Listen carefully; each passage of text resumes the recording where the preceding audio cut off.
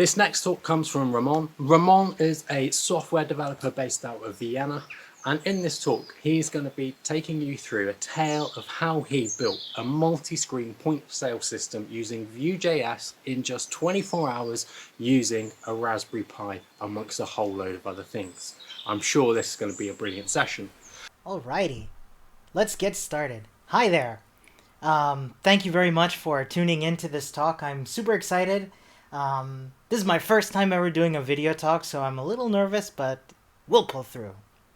So, a little bit about me. My name is Ramón. I'm coming to you from Vienna in Austria. I've lived here for so very long now, I can't really say I'm Chilean anymore, but that's what it says on my passport.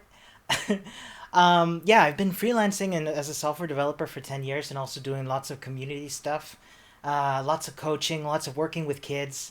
And for the last year or so, I've been a Mozilla tech speaker as well, which has been a lot of fun. And when it comes to freelancing, what I love about it is that I can put myself in all these different contexts. And one day I'll be working in medical stuff. The next day I'll be working in a canteen. And that's what I want to talk to you about today. So one of my clients is called Takeaway.io, and they specialize in three things. That would be catering, getting cafeteria lunch for office workers, and running a restaurant. And most of my work focuses on this part in the middle. So what happens is we have an app that customers can log in from their work. They can order what they would like to have for lunch for that week. Then Takeaway prepares it and delivers it on that day to them.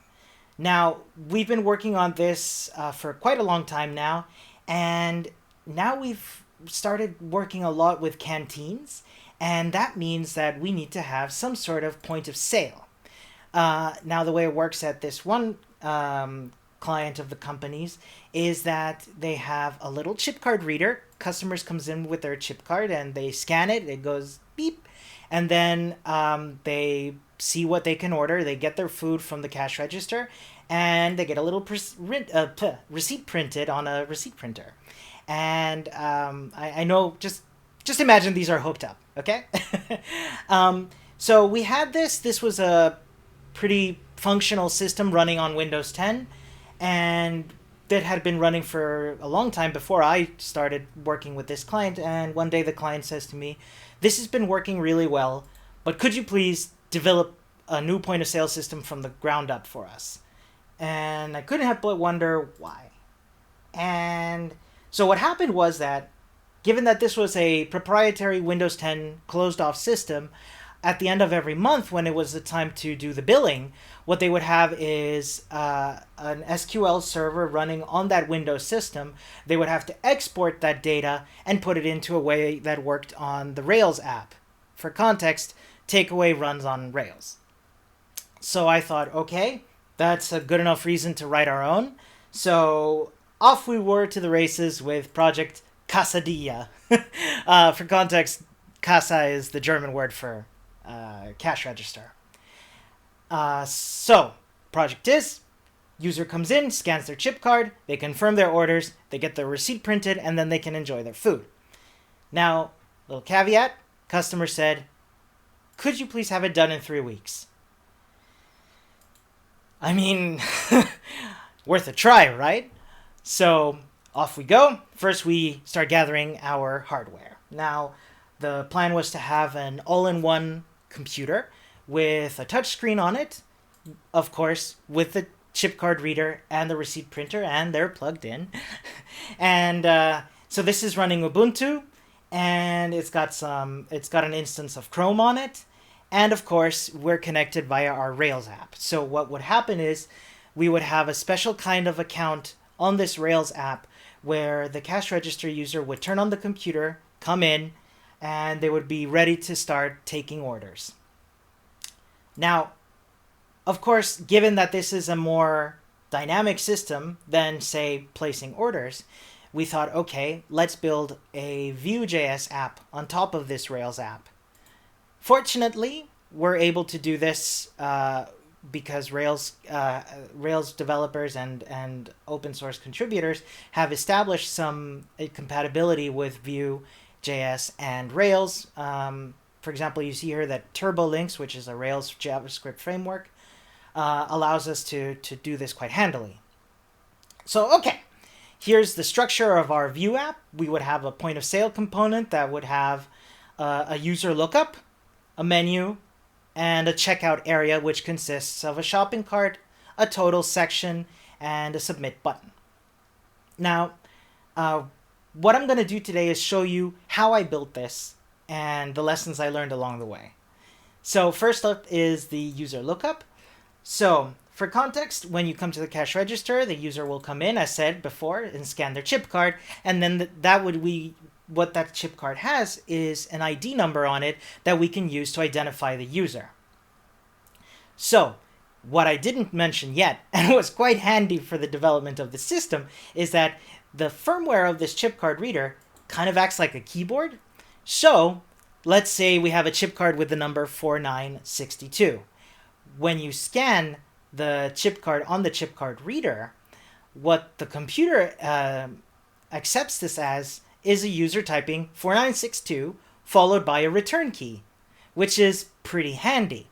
Now, what I was able to do is use something like Bootstrap Select. The CSS framework we're using here is Bootstrap.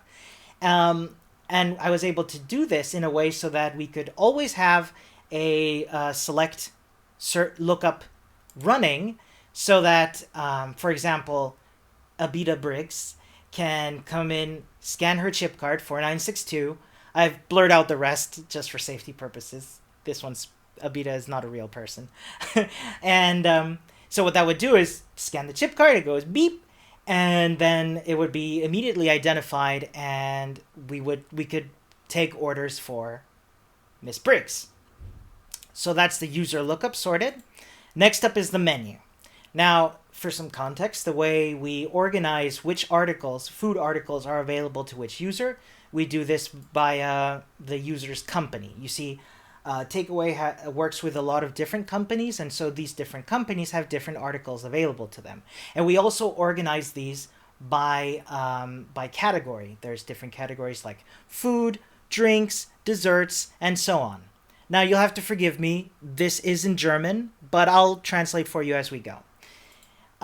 So here's the menu we ended up developing. You see here we have menu 1, meat, menu 2, vegetarian, a budget menu, a meat salad, vegetarian salad, and so on. And these are organized into 2 categories, dishes and ice cream, right? Those are the 2 categories you see at the bottom.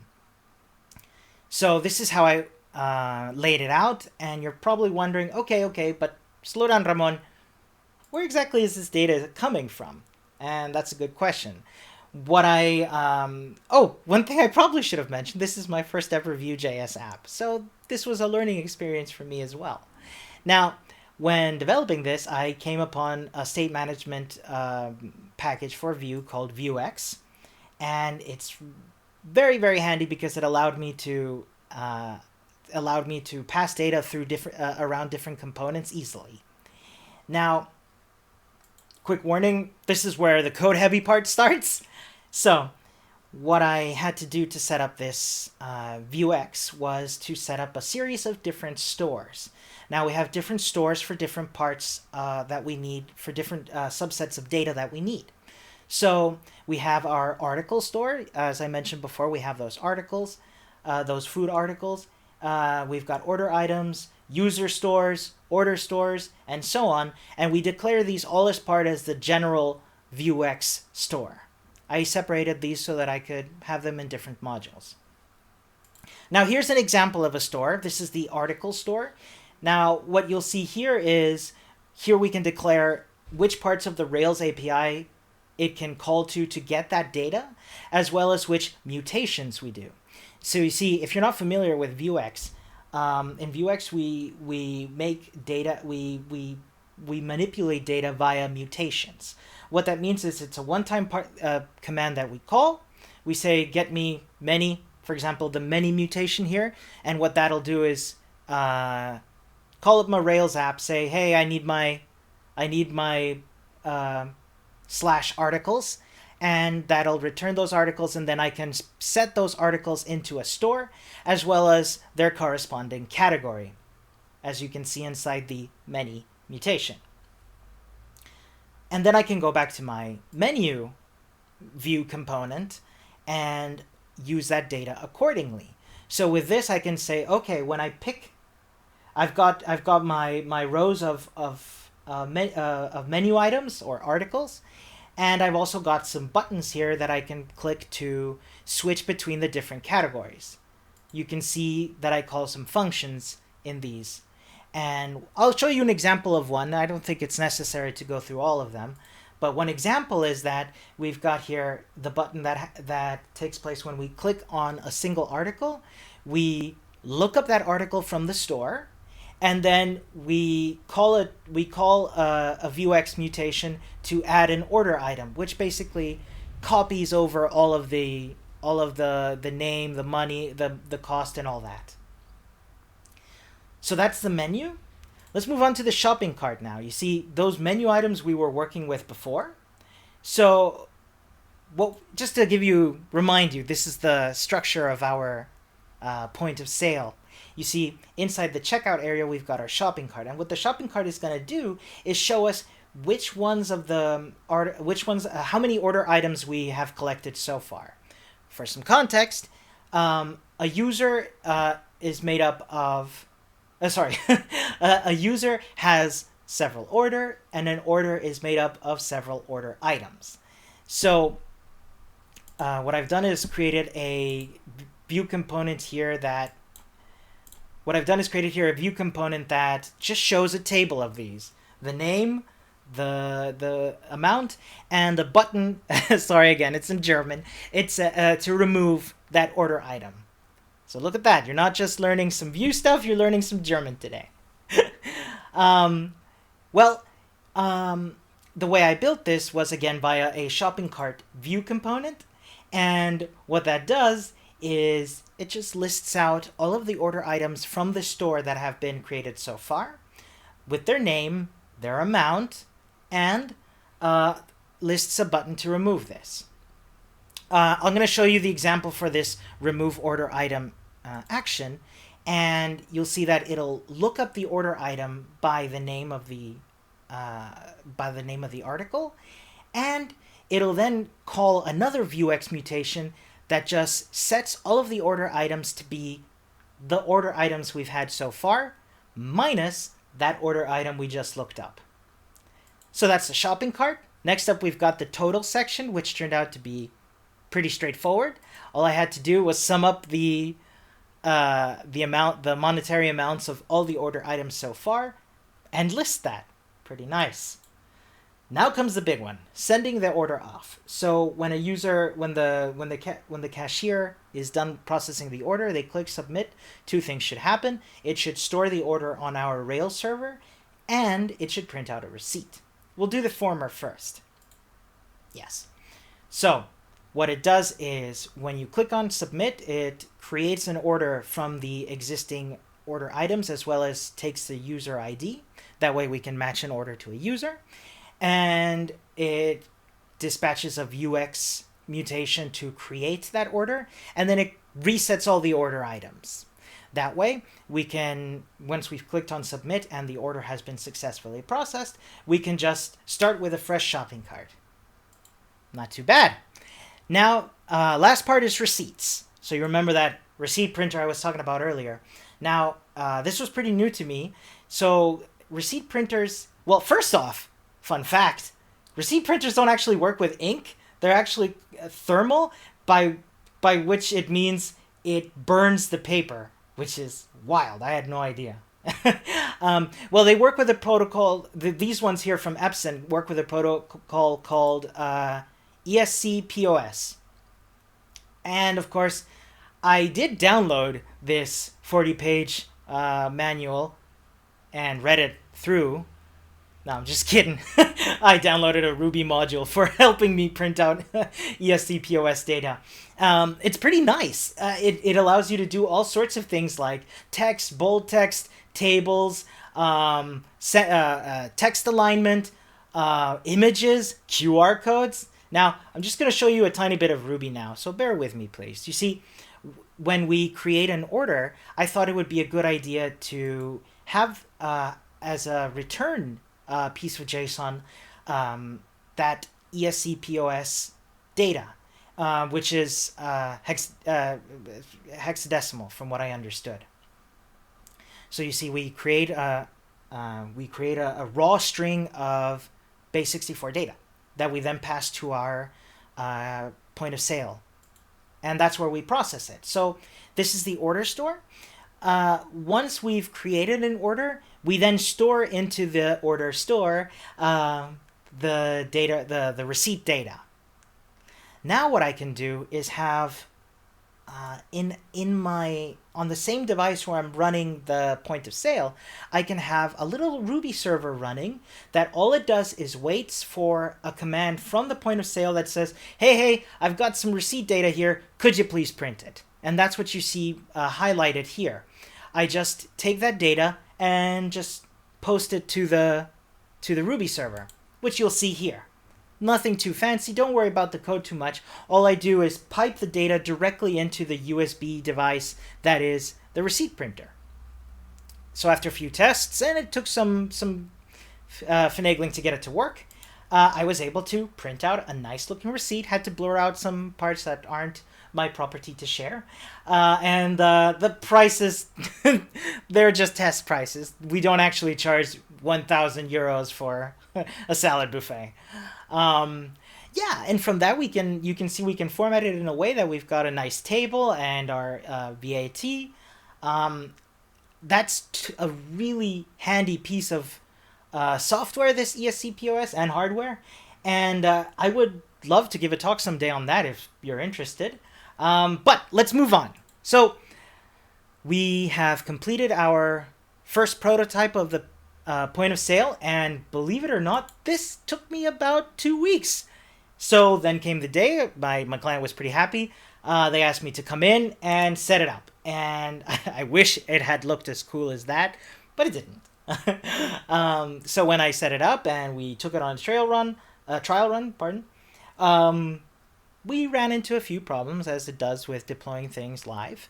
And so my first problem was my client said, you know what? I know you set up this nice device with Ubuntu and Chrome, but we could just reuse this old piece of hardware that I have. And I thought, but the problem with that is it's running Windows, and I have no idea how to pipe that receipt printer data over to the USB device in Windows. I would probably have to mess around with drivers or, dive into the Windows SDK, which is not my area of expertise. I gave it a genuine try. Spent a whole day on that. I ended up telling my client, counteroffer. Let's use that Windows device. But we've got some extra couple of Raspberry Pis running around.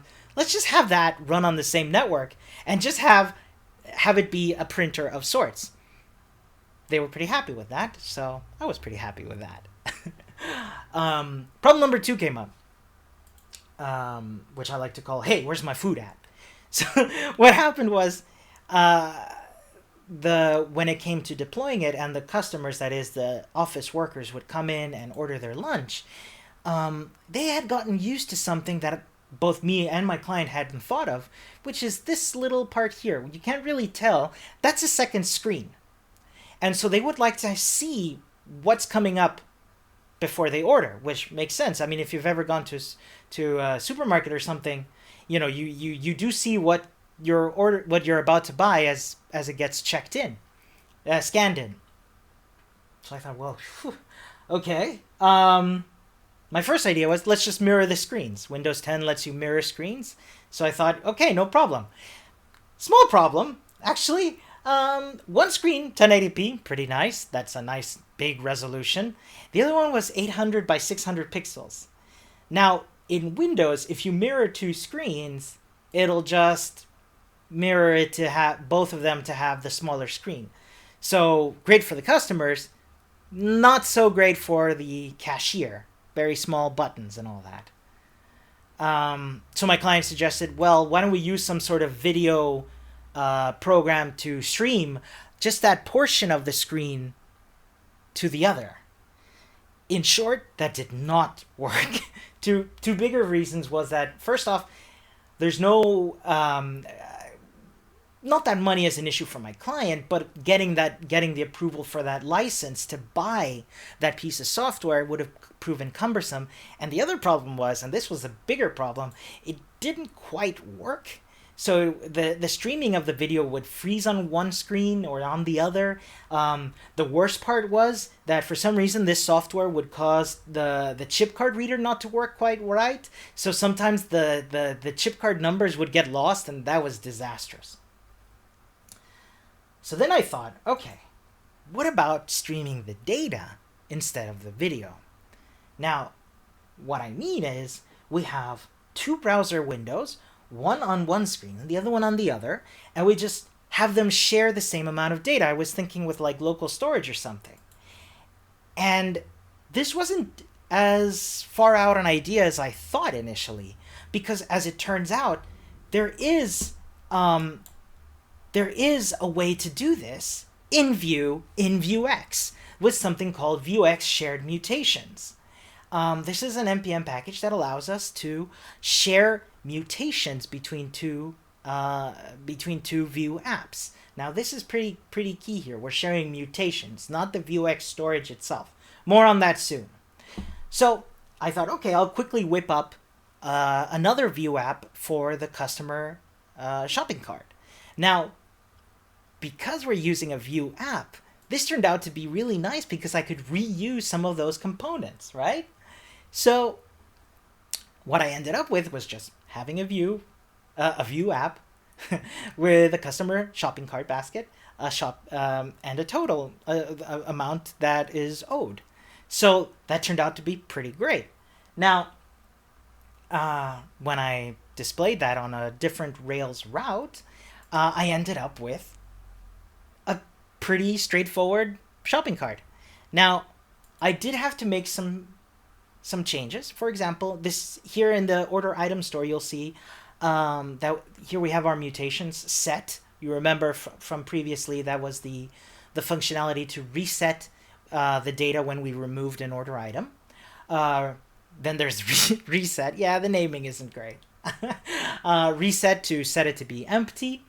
We have adding and the index, the index polling. Now, the way that Vuex shared mutation works is that we declare in our Vue store, Vuex store, which mutations should be shared across different Vue apps.